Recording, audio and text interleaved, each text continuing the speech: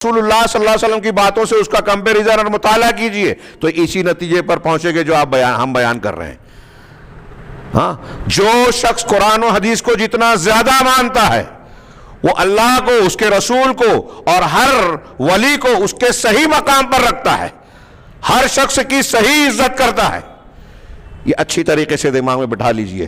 آپ اللہ کے نبی صلی اللہ علیہ وسلم کی حدیثوں کی اور عقیدے کی، منہج کی مخالفت کرنے کے بعد آپ کی عزت کرنے والے کہاں ہیں؟ سوال ہی پیدا نہیں ہوتا. یہ غلط فہمی ہے، یہ پروپیگنڈا ہے جو یہ پھیلائے گا، جو کہہ رہے ہیں کہ اہل توحید سے یہ کہتے کے بارے میں کہتے تھے کہ تم صالحین سے بغض رکھتے ہو، تم نبی صلی اللہ علیہ وسلم سے بغض رکھتے ہو، وَتُبْغِضُونَ كُلَّ عَبْدٍ صَالِحٍ، اور ہر نیک آدمی سے تم بغض و عناد رکھتے ہو. کیوں؟ اس لیے کہ تم صالح اور نیک لوگوں کی تعظیم جیسا کہ ان کا حق ہے، ان کی تقدیر، تعظیم اور عزت نہیں کرتے.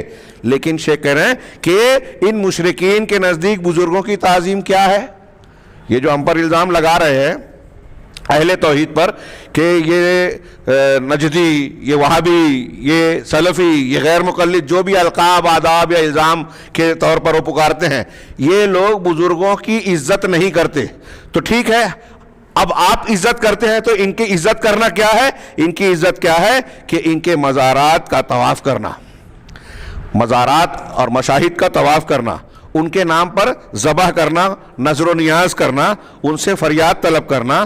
یہ مشرکین کے نزدیک صالحین کی تقدیر اور تعظیم یہی ہے کہ وہ لوگ عزت ان کی کر رہے ہیں، یعنی اللہ رب العالمین کے ساتھ جو کرنا چاہیے وہ ان کے ساتھ کر رہے ہیں. اب اللہ کی خصوصیات کو اگر ہم اللہ کے علاوہ کسی کے لیے نہیں کر رہے ہیں تو کیا بے عزتی ہے؟ حضرت عیسیٰ علیہ السلام کو عیسائی نصارہ اللہ کا بیٹا کہتے ہیں، ہم نہیں مانتے. تو نصارہ کہتے ہیں کہ دیکھو یہ حضرت عیسیٰ کی بے عزتی کر رہے ہیں، یہ ان کے بنائے ہوئے جھوٹے قانون اور غلط معاملے کی بنیاد پر ہم کو بے عزت کرنے والا کہہ رہے ہیں. تو کیا یہ صحیح ہے ان کا الزام؟ آپ نے حضرت عیسیٰ علیہ السلام کو ان کے مقام سے بڑھا دیا اور ہم کہہ رہے ہیں کہ جو ان کا اصلی مقام ہے ہم اسی پر رکھیں گے. تو آپ کہہ رہے ہیں، نصارہ کہہ رہے ہیں کہ بے عزتی کر رہے ہو. ٹھیک اسی طریقے سے آپ نے بزرگوں صالحین کو ان کے مقام سے بڑھا دیا. ہاں، جو ان کا مقام ہے صالحیت کا، اس سے بڑھا کر آپ اللہ سے، نبی سے ان کو ملا رہے ہیں. تو ہم کہہ رہے ہیں کہ وہ صالح ہیں، بزرگ ہیں، ان کا مقام اونچا ہے، قابل احترام ضرور ہیں، لیکن وہ نبی نہیں ہیں، وہ اللہ نہیں ہیں. اللہ اور نبی کے مقامات سے بہت فروتر اور نیچے ہیں. تو آپ کہہ رہے ہیں کہ بے عزتی کر رہے ہو.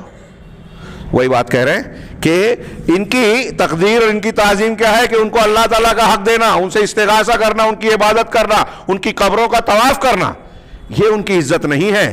لیکن کہہ رہے ہیں کہ علماء موحدین، توحید کو ماننے والے اہل علم کے نزدیک بزرگوں کی عزت و تعظیم کیا ہے کہ ہر نیک بندے سے ویسی محبت کرنا جیسا شریعت نے حکم اور اجازت دی ہے. شرعی محبت کرنا ان کی تعظیم ہے.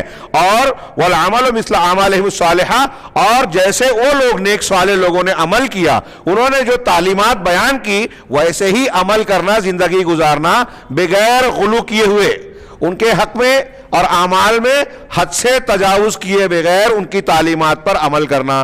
شیخ عبد القادر جیلانی کو ایک بزرگ اور ولی مانا جائے، وہ نبی نہیں تھے، ان کے اندر اللہ کی خصوصیات نہیں تھی، وہ اس معنی میں غوث نہیں کہ کسی کی مدد اور فریاد سن سکیں، وہ اللہ کے بندے تھے، ایک نیک اور صالح انسان تھے، اور انہوں نے جو اپنی کتابوں میں تعلیمات قرآن و حدیث کی بیان کی اس کو ماننا، یہ ان سے محبت ہے. ان کی عزت کرتے ہوئے ان کو حد سے بڑھانا، ان کے مقام سے بڑھانا، یہ ان کی عزت نہیں ہے. یہ شیخ سمجھا رہے ہیں. ہاں، یہ نیک اور صحیح لوگوں کا موقف اسی طرح ہوتا ہے.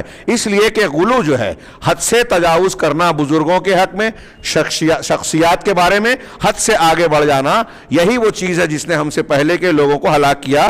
جیسا کہ نبی کریم صلی اللہ علیہ وسلم نے اس بات سے ڈراتے ہوئے، چوکنا کرتے ہوئے امت کے لوگوں کو، آپ کو، ہم کو فرمایا ہے، ایاکم والغلو فانما اہلک من کان قبلکم الغلو، کہ دیکھو غلو سے بچنا، دور رہنا، اس لیے کہ تم سے پہلے کے لوگوں کو غلو نے ہلاک کر دیا. بہت مشہور حدیث ہے یہ، مسند احمد، امام حاکم وغیرہ نے استدلال کیا، اور امام مسلم کی شرط پر موجود پر یہ حدیث ہے. یعنی غلو دین کے سلسلے